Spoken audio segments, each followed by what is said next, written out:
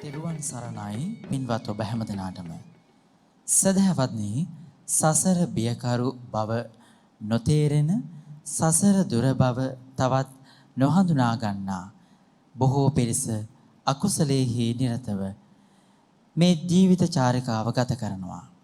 එහෙමනම් ඒ සසර බියකරු බව හඳුනා ගන්නට, සසරින් එතරව නිවනින් නිවී සැනසෙන්නට ඔබට මඟ කියා දෙන, ඒ මඟ ගමන් කිරීමට නිරන්තරයෙන්ම කටයුතු කරන පින්වත් ඔබ උදෙසා බෞද්ධ ආරෝප වාහිනී නාලිකාව මේ උතුම් වූ සද්ධර්ම දේශනාව මෙලෙසින් ආරම්භ කරන්නට සූදානම්.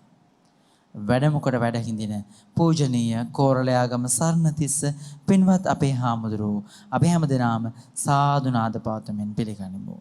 සාදු සාදු සාදු.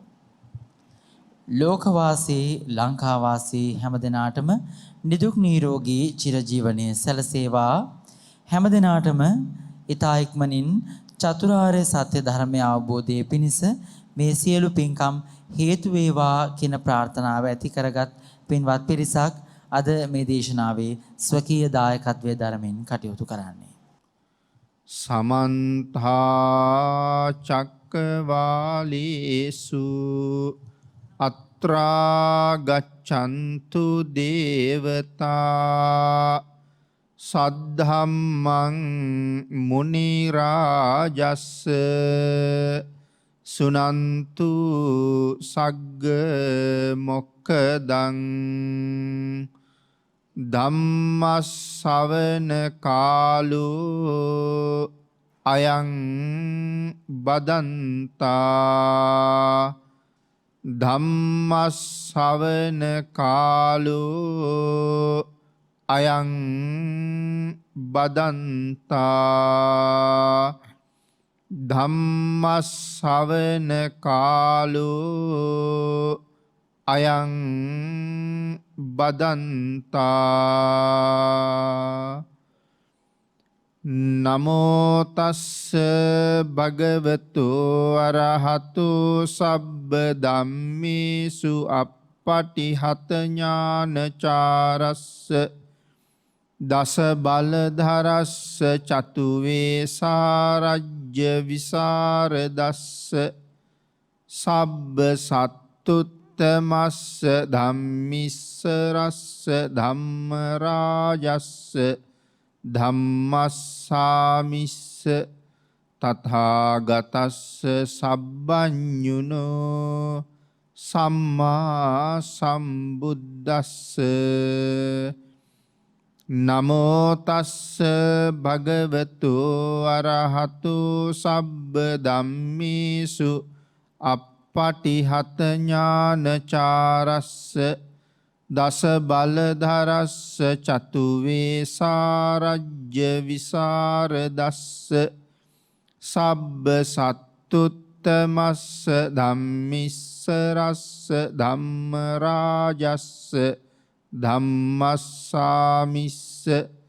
තථාගතස්ස සබ්බඤුනෝ සම්මා සම්බුද්දස්ස නමෝ තස්ස භගවතු අරහතු සබ්බ ධම්මේසු අප්පටිහත ඥානචාරස්ස දස බලධරස්ස චතු වේසාරජ්‍ය විසරදස්ස සබ්බ සත්තුත්තමස්ස ධම්මිස්සරස්ස ධම්ම රාජස්ස ධම්මස්සාමිස්ස තථාගතස්ස සබ්බඤුනෝ සම්මා සම්බුද්දස්ස. සද්ධර්ම ශ්‍රාවක කාරුණික ගුණගරුක බෞද්ධ පින්නතුනි, බොහෝම ශ්‍රද්ධාවෙන් යුක්තව සියලු දෙනාම සූදානම් වෙන්නේ තිලෝගුරු සම්මා සම්බුදුරජාණන් වහන්සේ ලෝක සත්වයන් පිළිබඳව අසීමිත දයාවෙන් කරුණාවෙන් මෛත්‍රියෙන් යුක්තව අවබෝධ කරගෙන දේශනා කොට වදාළ පරම ගම්බීර වූ ශ්‍රී සද්ධර්මයෙන් අබමල් රේණුවකටත් වඩා අඩු බොහෝම පුංචි කොටසක් දේශනා කරවගෙන ධර්ම ගෞරවය පෙරදරි කරගෙන දේශනාගත ධර්මයේ ශ්‍රවණය කරලා එයින් ලැබෙන අවවාද අනුශාසනා ජීවිතයට එකතු කරගෙන මෙලව ජීවිතේ නිවැරදි කරගෙන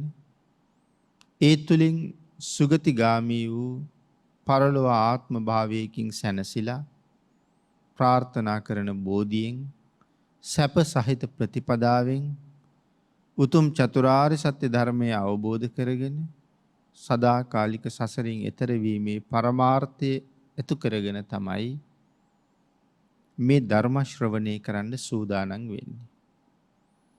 ධර්ම ශ්‍රවණානිසංසයත් මේ උතුම් ධර්ම දේශනාව සිදු කරලා රැස් කරගන්න ධර්ම දානානිසංසයත් ඒ සඳහාම හේතු වේවා කියලා අපි ප්‍රාර්ථනා කරමු.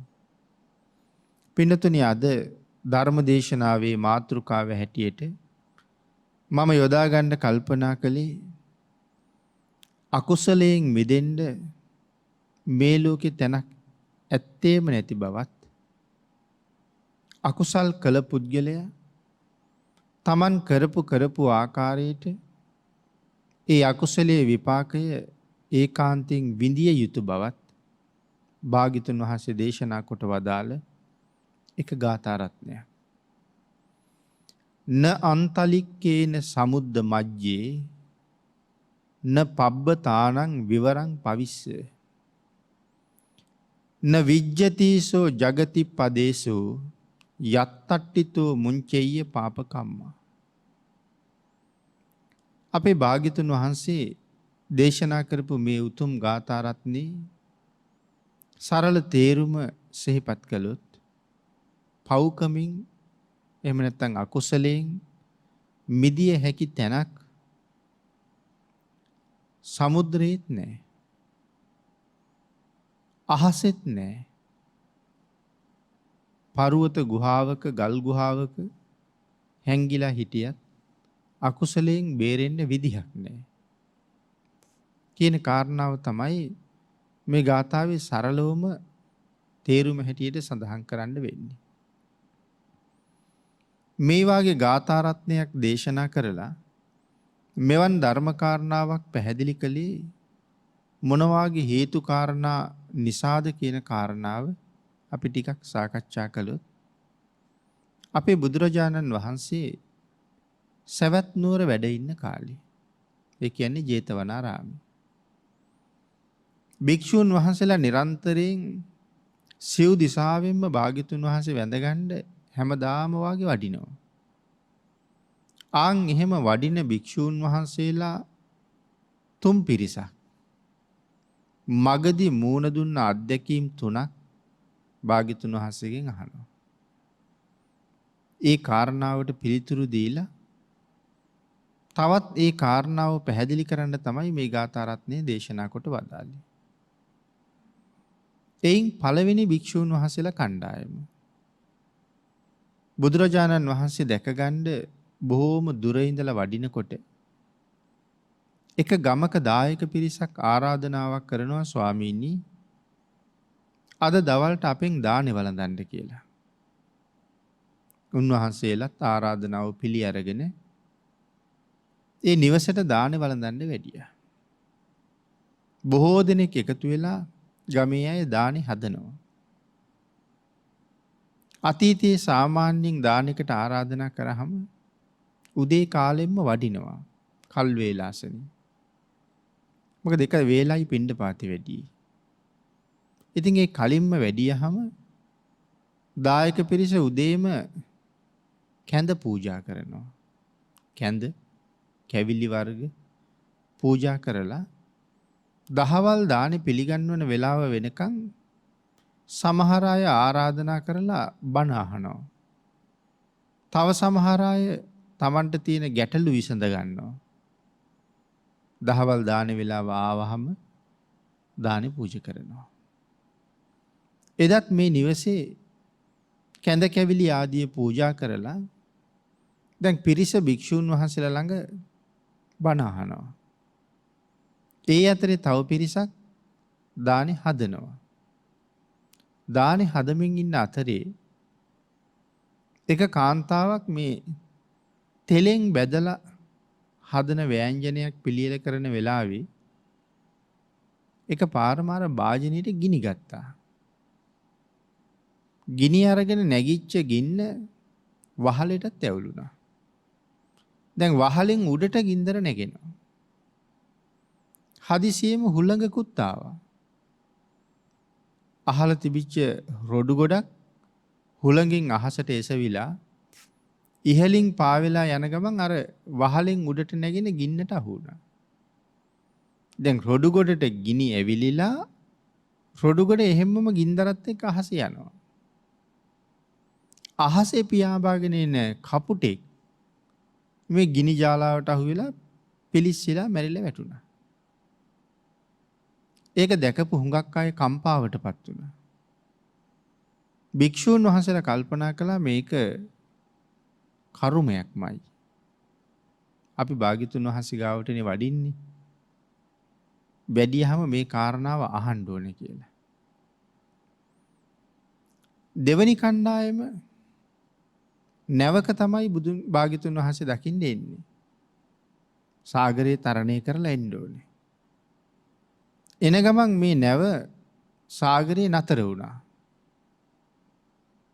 ඉතින් නැවේ ඉංජිනේරුවරු නොයෙක් ආකාරයෙන් උත්සාහ කළා මේ නැව ඉදිරියට පදවන්න.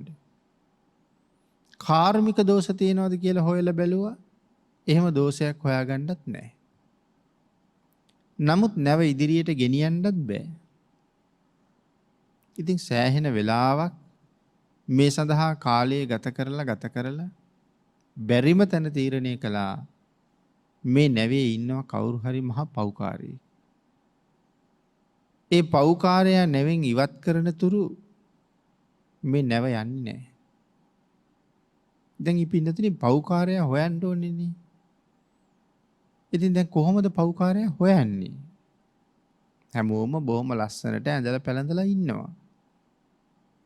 මේ පිරිස තීරණය කළා අපි කුසපත් ඇදීමක් කරමු කියලා. එක කඩදාසි කෑල්ලක ලීවා පව්කාරයා එහෙම නැත්නම් කාලකන්ණියා කියලා ලීවා. ලියලා දැන් මේ කොළ ටික කලවම් කරලා නැවේ ඉන්න සියලුම දෙනාට ඒ කුසපත් බෙදුවා. බෙදලා එක එක්කෙනා ළඟට ගිහිල්ලා දැන් Tamanට ලැබිච්ච එකේ මොකද්ද ලියලා තියෙන්නේ? එහෙම බලාගෙන යනවා. අර කාලකන්ණියා කියන කොළ කෑල්ල හරියටම ලැබිලා තිබුණේ නැවේ ප්‍රධාන නාවිකයාගේ තරුණ බිරිඳට. ඉතින් මේක එක වතාවක් කරලා පිළිගන්න බෑ කියලා නැවත එකතු කළා. නැවතත් බෙදුවා. දෙවනි වතාවෙත් ඒක ලැබුණේ ඇයටමයි. නැවත එකතු කළා. ආයෙත් බෙදුවා. තුන්වෙනි වතාවෙත් ඒ කොළ කෑල්ල ලැබුණේ ඇයටමයි. ඉතින් දැන් කාටවත් කරගන්න දෙයක් නැහැ. සියලු දෙනාම ප්‍රධාන නාවිකයාගේ මූණ දිහා බැලුවා. දැන් මේ ඔහුගේ බිරිඳ ඔහුත් අසරණයි.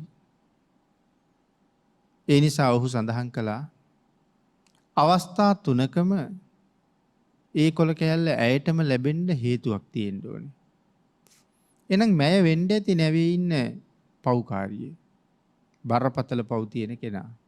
ඒ කියන්නේ මේ වෙලාවේ දැන් විපාක දෙන්න සූදානම්. ඉතින් එක කාන්තාවක් නිසා මේ නැවේ ඉන්න විශාල පිරිසක්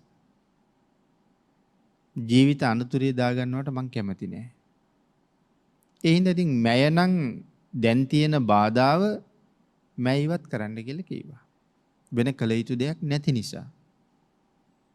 පිරිස ඇය ඔසෝලා ගත්තා මුහුදට විසි කරන්න. දැන් ඇය මරණ බයෙන් කෑ ගහනවා. නමුත් නාවිකයා සඳහන් කළා ඇය සතු ඔය වටිනා ආභරණත් එක්ක මුහුදට දාන්න එපා. ඒ වටිනා ආභරණ සහ ඒ ඇඳුම් ගලවලා ගන්න කියලා. පරණ රෙදි කඩ මාල්ලක් අන්දන්න කියලා කිව්වා. එහෙම කියලත් ඔහු සඳහන් කළා මම දැන් මුහුදට විසි කරාම ආයෙ ගිලිලා උඩ එනවා. උඩ ආපුවාම අත් දෙක ඔසෝසෝ කෑ ගහයි. ඒක බලාගෙන ඉන්න මට ටිකක් අමාරුයි. කාලයක් එකට ජීවත් වෙන කෙනානේ. ඒක මට දරා ගන්න බැරුව යනවා. ඒක නිසා ඔය වැලි පුරවලා තියෙන භාජනයක් මැගේ ඇඟේ ගැට ගහලා ඒ භාජනෙත් එක්කම වතුරට දාන්න කියලා. එතකොට යට යනවා. ඇය කොයිතරම් කෑ ගහලා ඇඬුවත් අනික් අයගේ ජීවිත වෙනුවෙන් මේ පිරිස වැලි භාජනයක් ඇඟේ ගැට ගහලා ඇය මුහුදට විසික්කා. ඉතින් වැඩි වෙලාවක් ගත වුණේ නැහැ. මාංශභක්ෂක මුහුදු ජීවීන් ඇගේ ශරීරයේ කඩාගෙන මස් අනුභව කළා. ඉන් පස්සේ නැවත් ගමන් කළා. භික්ෂූන් වහන්සේලා කල්පනා කළා කර්මයක හැටි මොන වාගේ කර්මයක් නිසා ඇයට මෙහෙම වෙන්න ඇද්ද? අපි ඒකත් භාග්‍යතුන් වහන්සේගෙන්ම අහමු කියලා. තවත් භික්ෂූන් වහන්සේලා කණ්ඩායමක් පයින්ම වඩිනවා. ඒ තුන්වෙනි කණ්ඩායම. ඉතින් මේ වඩින අතරේ රෑ වෙනවා. කොහේ හරි නවතිනවා. එළි වෙච්චාම ආයෙ වඩිනවා. මෙහෙම වඩිනකොට උන්වහන්සේලා එක දවසක් රාත්‍රියේ පහන් කිරීම සඳහා මග අසල තිබිච්ච විහාරයකට ගොඩ වැදුණා. විහාරස්ථානයේ වැඩ ඉන්න භික්ෂූන් වහන්සේලා උන්වහන්සේලාට කළ යුතු ආගන්තුක වත්පිළිවෙත් කරලා විශාල ගල්ලෙනක් තිබුණා. ඒ ගල්ලෙනේ අසුන් පනවලා උන්වහන්සේලා හත් නමටම වැඩ ඉන්න අවස්ථාව හදලා දුන්නා. උන්වහන්සේලාත් පයින් ඇවිදලා කායික වෙහෙසත් බොහොම තිබුණා. අර යහන් වලට වෙලා ගල්ලෙනේ සැතපුණා. හැමෝම නිින්ද ගියා. මහ රෑ ලෙනට උඩ තිබිච්ච පර්වතයෙන් පෙරලිලා ආපු ගලක් හරියටම ගල් ගුහාවේ දොර ගාව නතර වුණා. එළියෙන් කෙනෙකුට ඇතුළට යන්නත් බෑ. ඇතුලේ ඉන්න අයට එළියට එන්නත් බෑ. දන්න තරම් උත්සාහ කළා ගල අයින් කරන්න. නමුත් ගල නෙමෙයි යම් ප්‍රමාණයක්වත් සලව ගන්න පුළුවන් වුණේ. හැමෝම කම්පාවට පත් වුණා. අනේ ඇතුලේ ඉන්න හාමුදුරුවන්ට පැන් ටිකක් දෙන්නේ කොහොමද? දානි ටිකක් දෙන්නේ කොහොමද? නමුත් වෙන කරන්න දෙයක්වත් නැහැ. ඉතින් අත්හැරලා දැම්මා.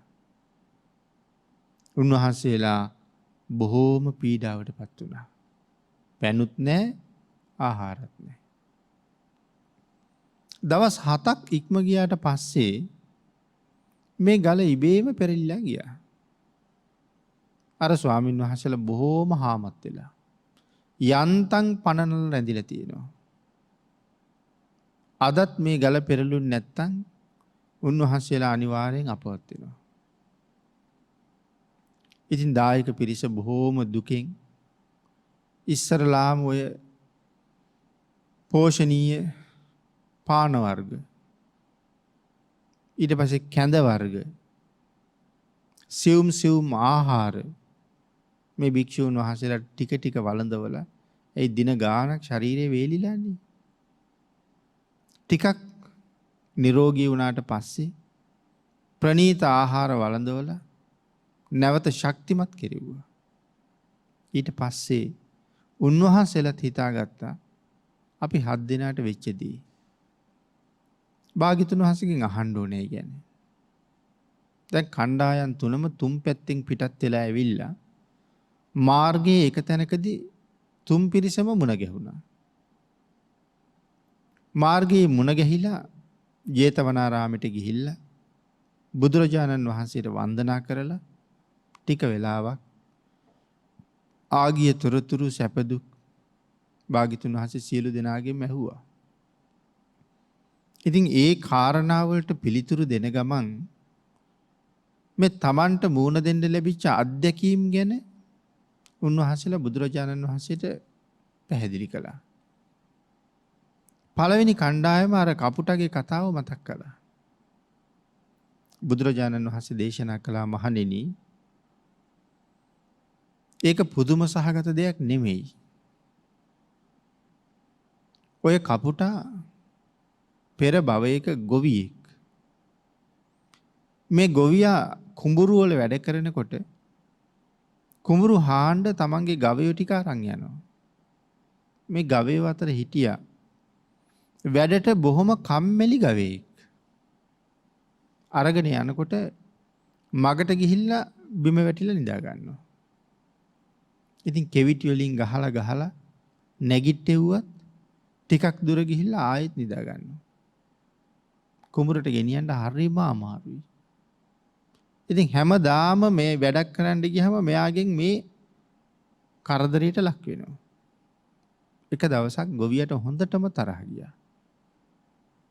අසල තිබිච්ච පිදුරු කන්දකින් ගොඩාක් පිදුරු ගෙනල්ලා මේ ගවයා වැහෙනකම්ම මුළු ඇඟේම පිදුරු එතුවා. ඔතලා අර පිදුරු කට්ට බඳිනවා වගේ තැන් තැන් වලින් බැන්දා.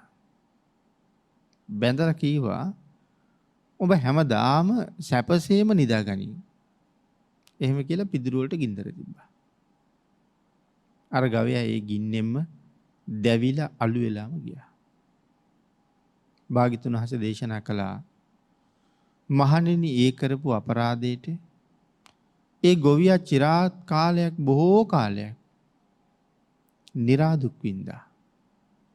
නිරයේ දුක් විඳලා ඉතුරු වුණ අවශේෂ කර්මය තිරිසන් ආත්මය උපද්දවලා මේ විදිහට විපාක දුන්නා.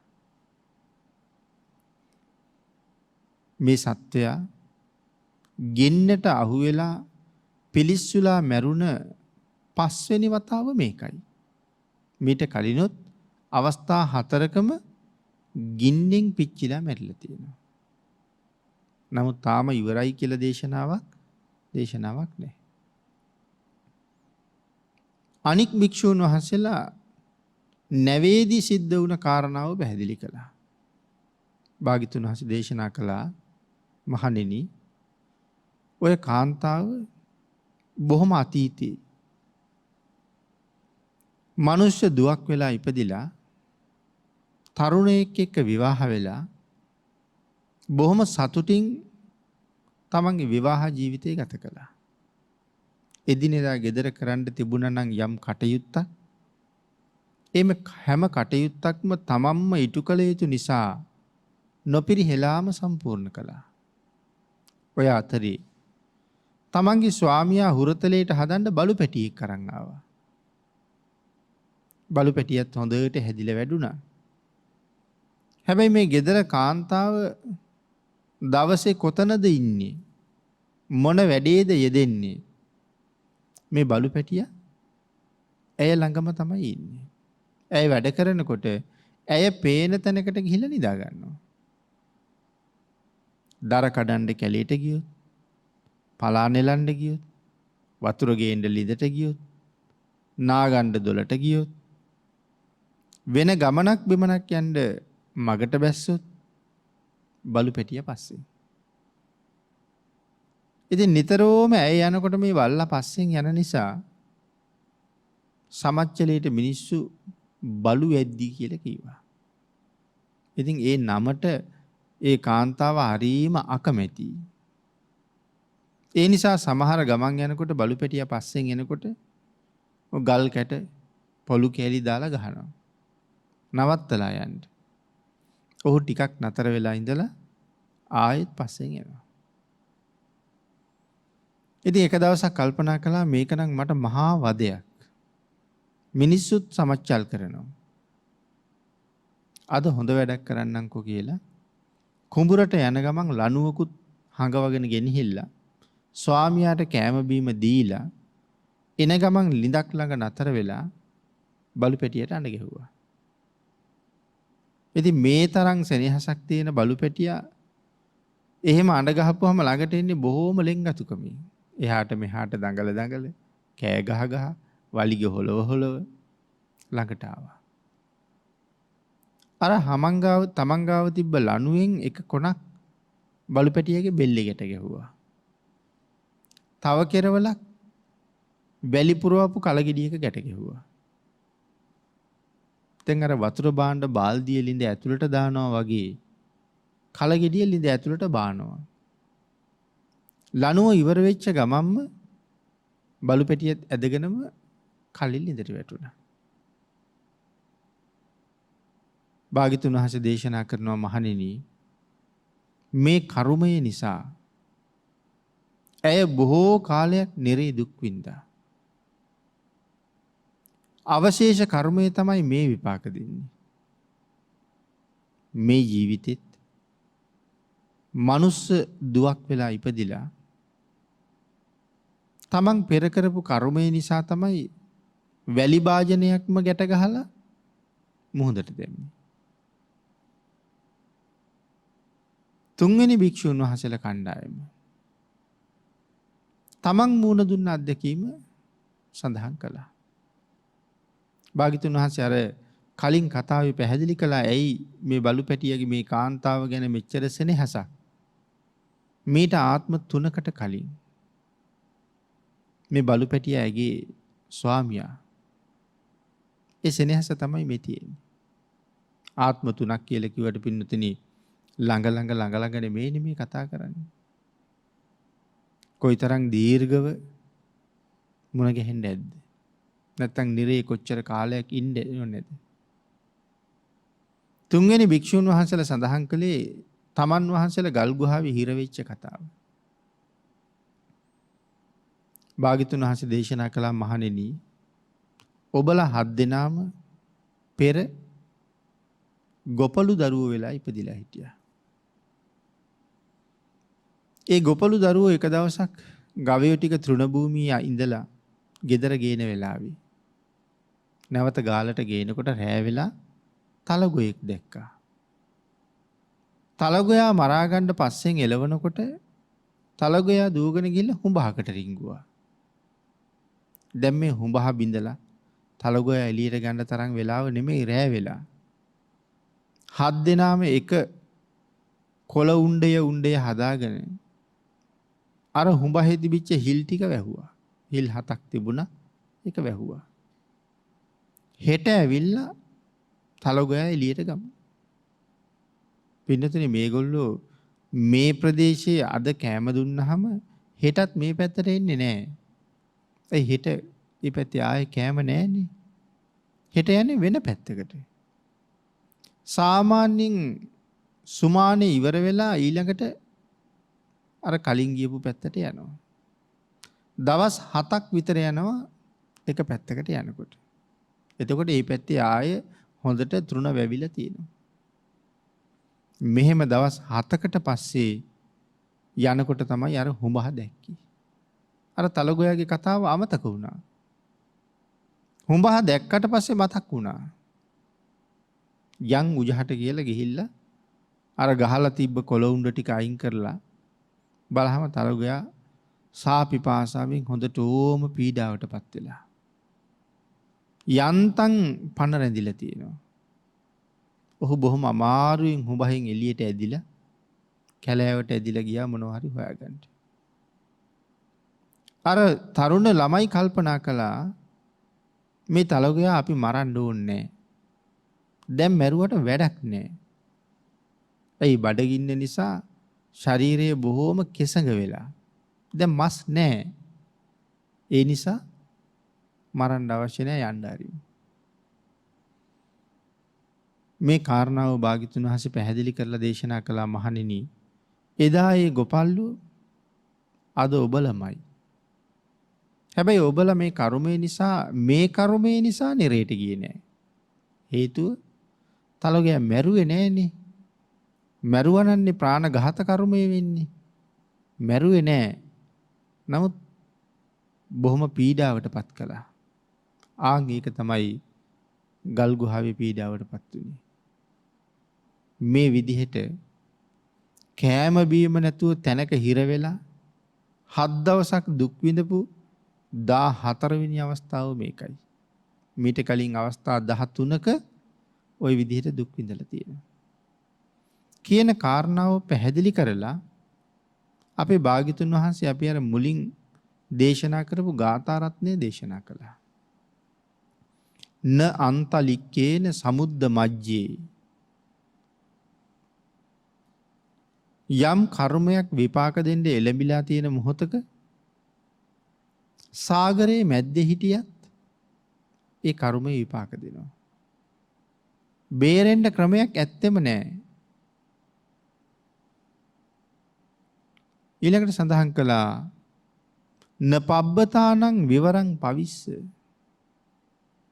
කර්මයෙන් බේරෙන්න කියලා හිතලා පර්වතයක් මුදුනට නැගලා ඒ මුදුනේ තියෙන ගල් ගුහාවකට වෙලා ජීවත් වුණත් සුදුසු වෙලාවට ඔහු හොයාගෙන කර්මය ලැබෙනවා.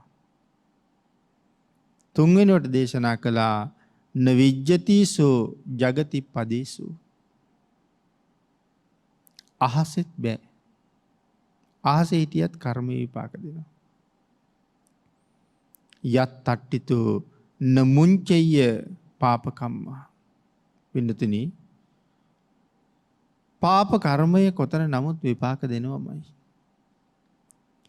జగති පදේසු මොකද්ද මේ జగති පදේසු කියලා කියන්නේ? බිම් පෙදෙසක් බිම් කඩක් තමයි මේ జగති පදේශ කියලා කියන්නේ. මෙතන සඳහන් කළා මිනිස්සු මේ ලෝකේ පව් කරනකොට සතුටින්ම කරනවා. ඒ වුණාට විපාක දෙනකොට කවුරුවත් ඒ විපාකය බාර ගන්න කැමති නෑ. අපි කාට හරි ගහලා මැරුවත් අපි ගහලා මරන්න කවුරු හරි අපි පස්සෙන් එලවගෙන යනකොට අපි කැමති නෑ. ජීවිතේ බේරගෙන කොහොම හරි මගාරින්න තමයි අපි හදන්නේ. කිසිම කෙනෙක් කර්ම කරන්න කැමති අපි වගේම මරණයට අකමැති නැත්නම් කරදර කම්කටොළු වලට අකමැති පිරිසක් කරදරයට පත් කරන්න අපි ඒ ගැන හිතන්නේ නැතුවම එළඹෙනවා. මම වගේමනේ මේ පුද්ගලයාත් මම වගේමනේ මේ සත්වයාත් ජීවිතයට ප්‍රියයි දුකට අකමැති කියන කාරණාව අපි හිතන්නේ නැහෙනි පින්නතුනි. දැන් භාග්‍යතුන් වහන්සේ දේශනා කළේ අත්තානං උපමං කତ୍වා නහනෙය්‍ය නඝාතේ කියලා. හැම වෙලාවෙම තමන් උපමාවට ගන්න. මට එහෙම දෙයක් වෙනවට අකමැතිද? අන් අයට එහෙම දෙයක් කරන්නත් එපා. අන් අයත් ඒකට අකමැති. ඒකයි තමන් උපමාවට ගන්න කිව්වේ. නමුත් මේ ලෝකෙ මිනිස්සු තමන්ට කරදරයක් වෙනවට අකමැති වුණාට අනුන්ට කරදර කරන්න හරි කැමතියි. නමුත් තමන් කරපු ඒ අකුසලයේ නිසා ඒක යම් දවසක තමන්ට විපාක දෙන්න එනකොට සඳහන් කළා ඔහුට ඒ විපාකයෙන් බේරෙන්න තැනක් මේ මහ පොළොවේ කොහෙවත් නැහැ කියලා. සාගරයට ගිහිල්ලා හැංගුණත් කර්මය එතෙන්ට එනවා. අහසට වෙලා උපක්‍රමයක් කරගෙන හිටියත් කර්මය එතෙන්ට එනවා. පර්වත ගුහාවක හැංගවිලා හිටියත් කවුරු හොයාගන්න බැරි වුණත් ඔහු ඉන්න තැන කර්මය විසින් නිසි වෙලාවට නියම විදිහට හොයාගන්නවා. ආන් ඒ නිසා දේශනා කළා කර්ම කරන්න එපා කියලා. කර්මයෙන් ඈත් වෙන්න කියලා. මොකද ඒකෙන් බේරෙන්න බෑ. විපාකය විඳින්නම වෙනවා. ඒ නිසා මිනිස්සු කර්මයට භාග්‍යතුන් වහන්සේ බිය කෙරෙව්වා. ඇයි බය කරවන්නේ? කර්ම නොකරවන්නේ. මිනිස්සුන්ට තියෙන අනුකම්පාව හින්දා. නැත්තම් නොදැන කරලා විපාක විඳිනවා හරියට. ඉතින් එදා විතරක් නෙමෙයි අදත් මේ වාගේ සසර කරගත්ත කර්මවල විපාක මිනිස්සු අඩු නැතුවම විඳිනවා. පින්නතුනි බෝධිගත තිස්ස මහරහතන් වහන්සේ රහත් වෙන්න කලින් අබෑට වගේ පුංචි බිබිලි ඇවිල්ලා මුං ඇට වගේ කඩල ඇට වගේ දෙබර ගෙඩි වගේ නෙල්ලි ගෙඩි වගේ ගෙඩි ලොකු වෙලා බෙලි ගැට වාගේ ලොකු වෙලා පැසවලා පුපුරලා උන්වහන්සේ මොන දුකක් වින්දද? ඊට පස්සේ ශරීරයේ ඇටකොටු බිඳෙන්න පටන් ගත්ත උන්වහන්සේගේ. අර තුවාල තියෙන කාලේ නම් උපස්ථාන කරන්න භික්ෂුන් වහන්සේලා හිටියා. හැබැයි ඇටකොටු ටික බිඳුනට පස්සේ කවුරුත් නැතුව ගියා. ඇයි උපස්ථානයක් කරන්න බෑ. හැම තැනම ඇටකොටු කැඩිලා. ඉතින් නැගිටවන්න බෑ, ඉඳවන්න බෑ, ඔසවගෙන යන්න බෑ. නාවන්න පිරිසිදු කරන්න ඇඟට අත තියෙන කොටත් කෑ ගහනවා. ඉතින් වෙන මොකද කරන්නේ? දාලා යන්නේ නැතුව.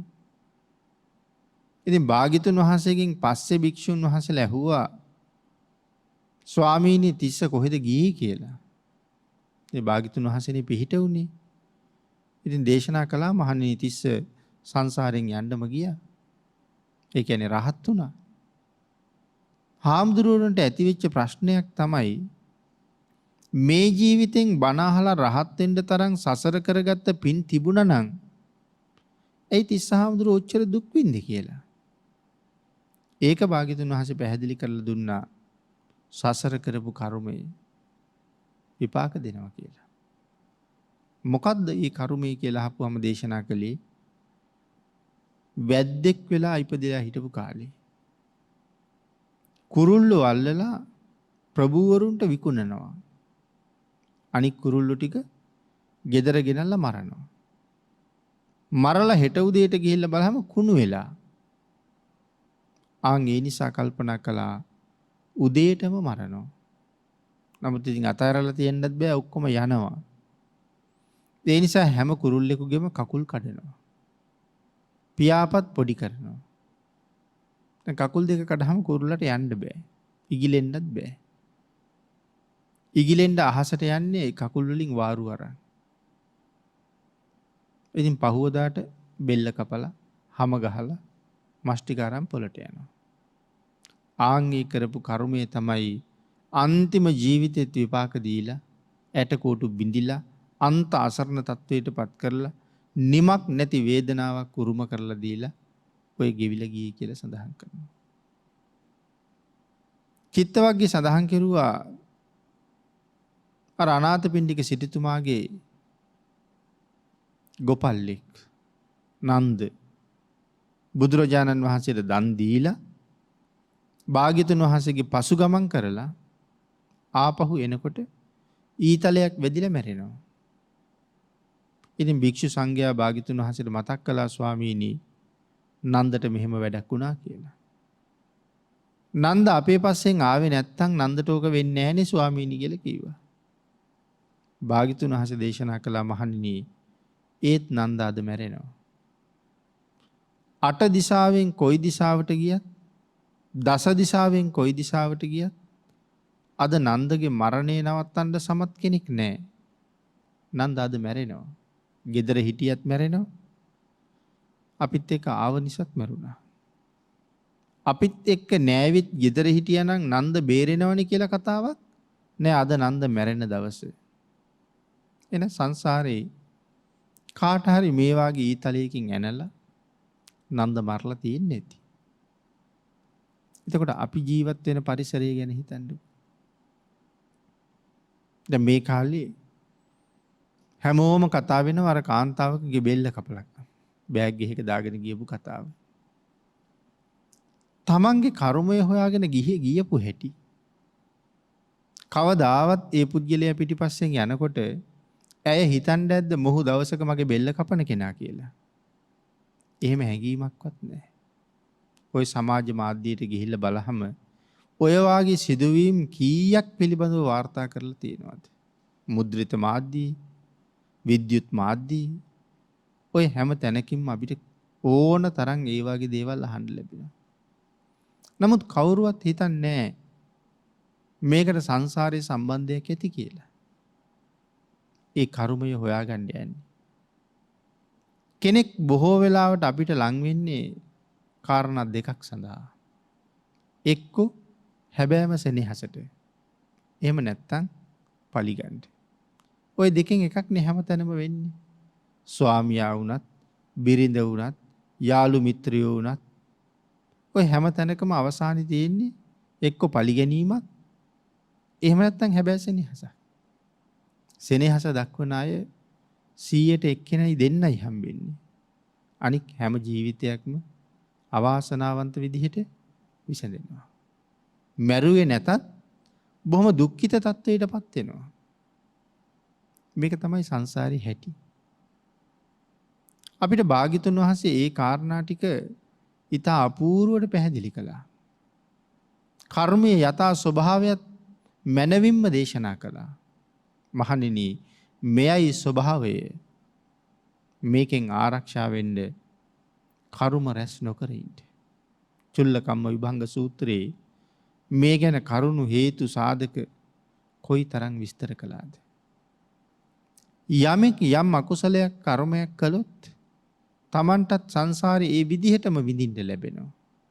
අපි සාකච්ඡා කරපු කාරණා තුන ගැන හිතන්න.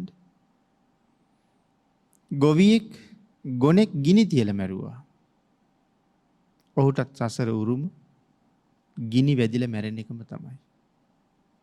අර කාන්තාව බලු පැටියෙක් වතුරේ ගිල්ලෙව්වා.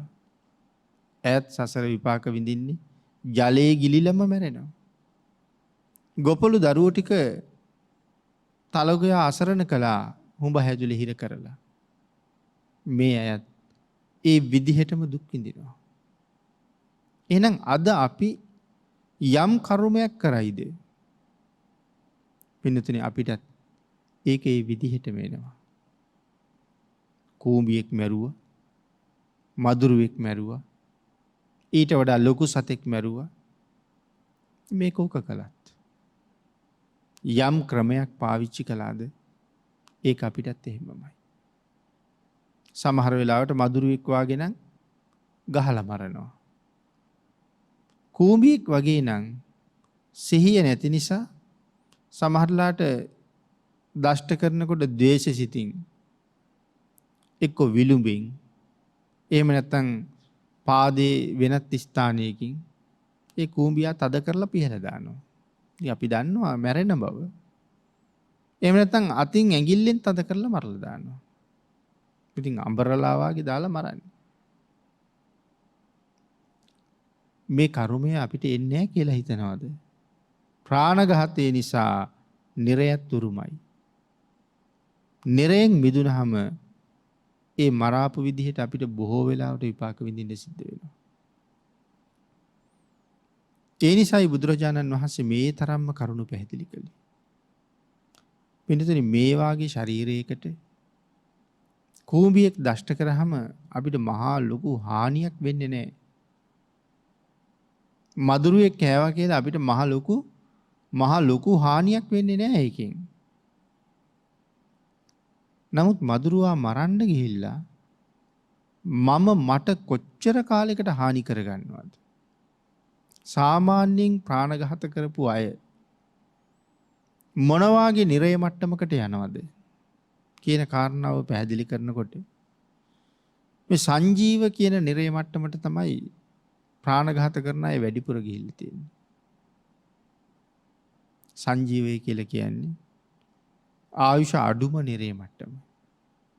ඉතින් එතෙන්ට මදුරුව මැරුවත්, අලියෝ මැරුවත්, හරක් මැරුවත් බොහෝ වෙලාවට සංජීවයට තීරණය වෙනවා. තව නොඑක් කර්ම එක්ක බිඳවන්න තැන් බොහොම තියෙනවා. අති දීර්ඝ ආයුෂයක්.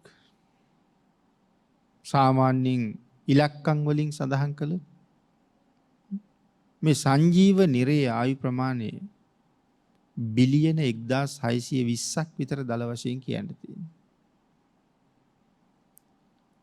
අනික් නිරේවල් එහෙකවත් මෙහෙම සඳහන් කරන්න පුළුවන් කමක් නැහැ. පින්නතුනි මේ විදිහට කල්පනා කරලා බලහම අවුරුදු කෝටි ගාණක් දුක් විඳින්න වටිනවද මේ මදුරුවට ගහන එක? මට මහා සැපයක් ලැබෙනවද මේ මදුරුවා මැරුවා කියලා? එහෙනම් මෙච්චර කාලයක් දුක් විඳින්න මදුරුවා මරණ එක වටිනවද? කියන කාරණාව හිතන්න පටන් ගත්තාම අපිට මේක නොකළ යුතු දෙයක්ම කියලා හිතෙනවා. බුදුරජාණන් වහන්සේ අපිට දේශනා කළා පන්සිල්. ඊට පස්සේ දේශනා කළා අටසිල්. නවාංග උපෝසත සීලය. දසාංග උපෝසත සීලය. මේ විදිහට සීලේ මට්ටම් තියෙනවා. පන්සිල් ගැන සඳහන් කළොත් අපේ නීවරණ අඩු වෙන විදිහට තමයි මේ පන්සිල් දේශනා කරලා තියෙන්නේ. පිළිවෙලින් නීවරණ අඩු වෙන විදිහට. කාමච්ඡන්ද, ව්‍යාපාද, තීන මිද්ද, උද්ධච්ච කුක්කුච්ච, විතිකිච්ඡා, ප්‍රාණඝාත, අදත්තා දාන, කාම මිත්‍යාචාර මේ වගේ කරන අකුසල් කාමච්ඡන්දයටමයි තියෙනවා. ව්‍යාපාදයත් ඔය අතර තියෙනවා.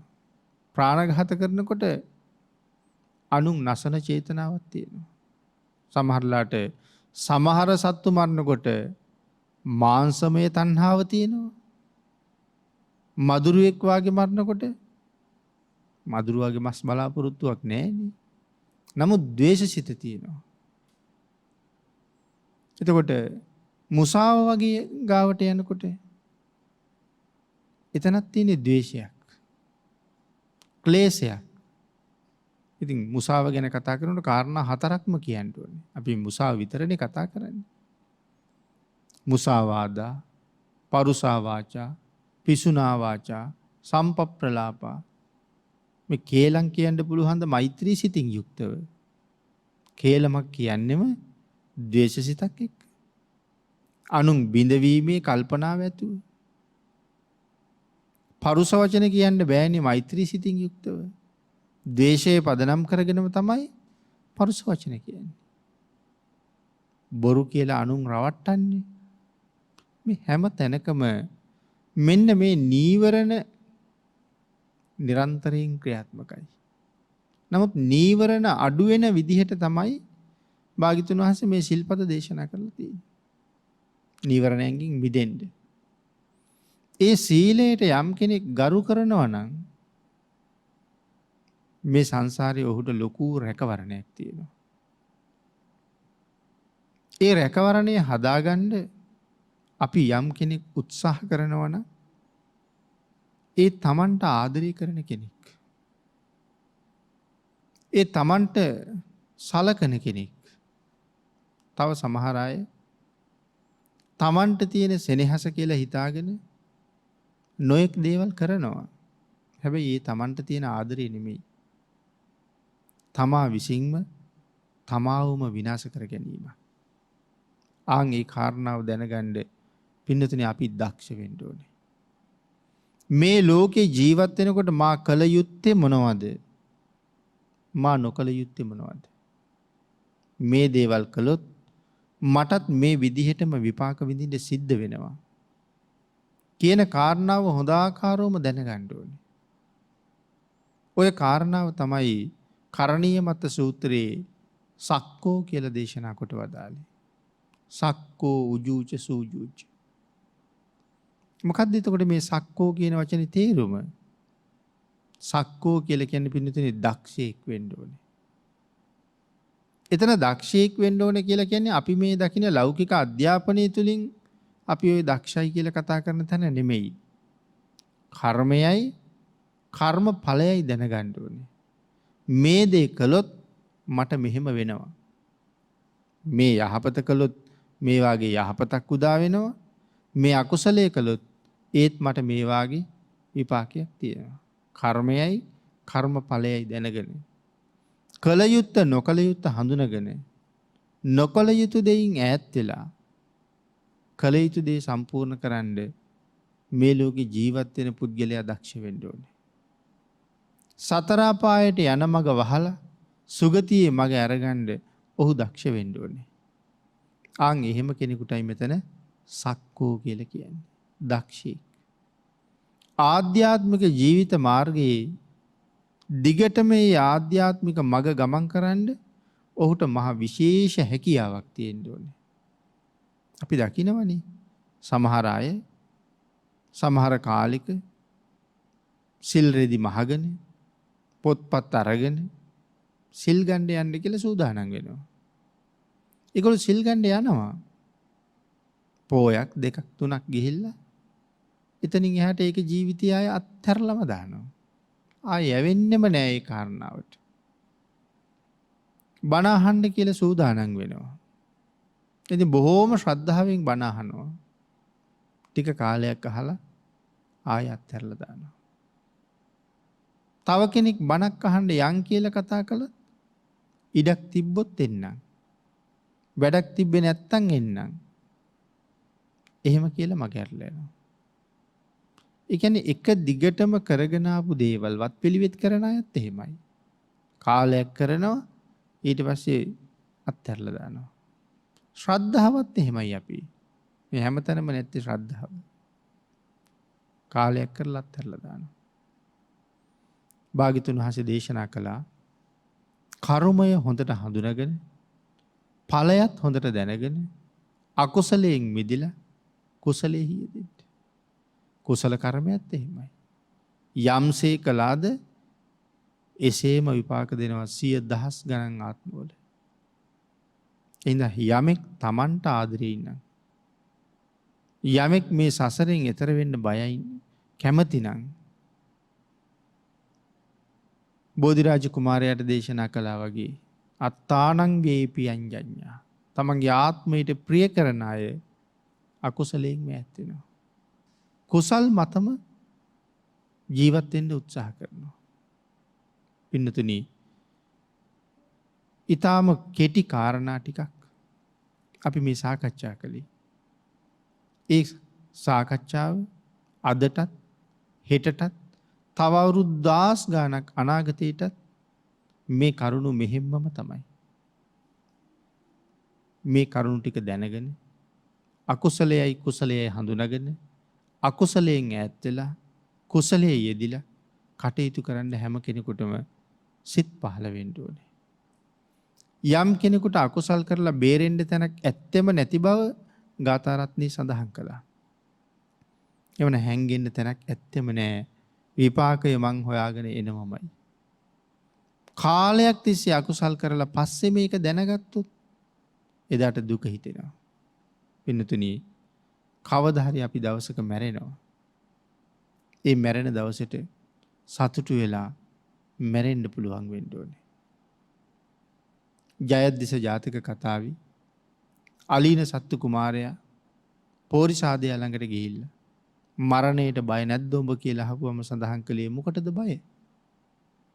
මට මැරුණත් එකයි මට නොමැරුණත් එකයි. මරණයත් මට මේ වගේම තමයි. නමුත් සඳහන් කරනවා මේ ලෝකේ මිනිස්සු මැරෙන්න හරි බයයි. අලින සත්තු කුමාරයා කියනවා මේ මහ පොළොවේ පය ගහපු යම් දවසක් වෙද්ද එදා ඉඳලා අද මේ වෙනකන් ප්‍රසිද්ධිය හෝ රහසේ කළ අකුසල කර්මයක් නම් මගේ නෑ. තව ටිකකින් උඹට ගොදුරු වෙලා මැරුණත් මං උපදින්නේ මීටත් වඩා හොඳ තැනක. රටකින් රටකට යනවා වගේ මෙහෙන් මැරෙනකොට මීට වඩා හොඳ තැනක ඉපදෙනවා නම් ඉතින් තව බය වෙන්න දෙයක් නෑ. ආන් ඒ වගේ එහෙම ජීවිතයක් අපිත් පෝෂණය කරන්න ඕනේ පිළිතුරු.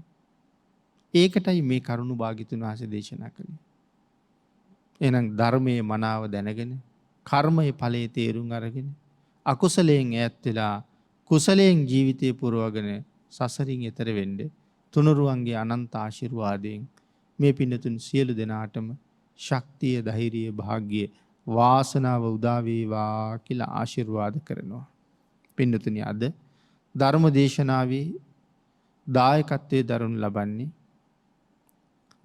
සැදැහැති දායක පින්වත් පිරිසක් ලංකාවාසී ලෝකවාසී සෑම සියලු දෙනාටම නිදුක් නිරෝගී චිරජීවනය ලැබේවා යයිද මේ උතුම් ධර්මාවබෝධයෙන් ඉක්මන් භවයකදීම උතුම් වූ නිවන් සුව සාක්ෂාත් කර ගැනීමට අපි හැම දෙනාටම හැකි වේවායි ප්‍රාර්ථනා කරමින් සදහැවත් දායක පිරිසක් ධර්ම දේශනාවේ දායකත්වයේ දරනවා.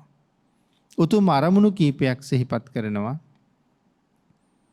නිදන ප්‍රාප්තියට පත්වන වෛද්‍ය ජී.එස්. ප්‍රනාන්දු මහත්මයා අනිල් ධම්මික නිශාන්ත යන මහත්වරුන්ට අපවත් වී වදාළ පූජ්‍ය අරිය ධම්ම ස්වාමින් වහන්සේට අපවත් වී වදාළ පූජ්‍ය සෝම ස්වාමින් වහන්සේට පූජ්‍ය ඔක්කම්පිටියේ අවසරයි කස්සප ස්වාමින් වහන්සේගේ පියාණන්ට පින් අනුමෝදන් කරන්න මේ දායක පිරිස බලාපොරොත්තු වෙන බව සිහිපත් කරනවා. සෙත් ප්‍රාර්ථනා කරනවා පූජ්‍ය අවසරයි දියසෙන්පුර විමල ස්වාමින් වහන්සේට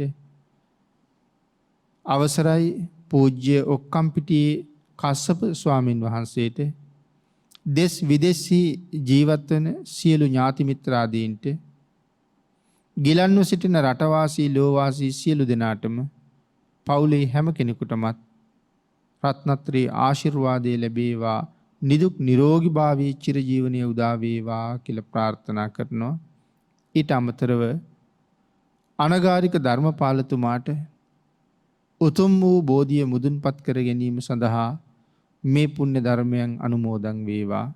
දේශකයන්න් වහන්සේටත් බෞද්ධ මාධ්‍ය ජාලයේ සියලු දෙනාටමත් රෝගීන් හට අප උපස්ථාන කරන සෞඛ්‍ය කාර්ය මණ්ඩලයේ සියලු දෙනාටමත් රට වෙනුවෙන් දිවිපිදූ රණවිරුවන්ටත් ඒ අයගේ පවුල්වල සියලු දෙනාටමත් අපි සියලු දෙනාටමත් ඉක්මන් භවයකදීම උතුම් චතුරාර්ය සත්‍ය ධර්මය අවබෝධ වේවා කියලා ප්‍රාර්ථනා කරනවා.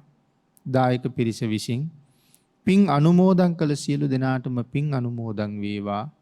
ආශිර්වාද කළ සියලු දෙනාටම රත්නත්‍රී ආශිර්වාදයෙන් නිදුක් නිරෝගී භාවී චිරජීවනයේ උදා වේවා. ඊටාම ඉක්මන් භවයක ඊටාමත්ම කෙටි කාලයකින් සැප සහිත ප්‍රතිපදාවෙන් උතුම් චතුරාර්ය සත්‍ය ධර්මය අවබෝධ කරගන්න ලැබේවා කියලා ප්‍රාර්ථනා කරමු. ආකාශට්ඨා ච බුම්මට්ඨා දේවා නාග මහිද්దికා පුඤ්ඤන්තං අනුමෝදිත්වා චිරං රක්ඛන්තු ලෝක සාසනං දේවෝ වස්සතු කාලේන සස්්‍ය සම්පatti හේතුච පීතෝ භවතු ලෝකෝ ච රාජා භවතු ධම්මිකෝ.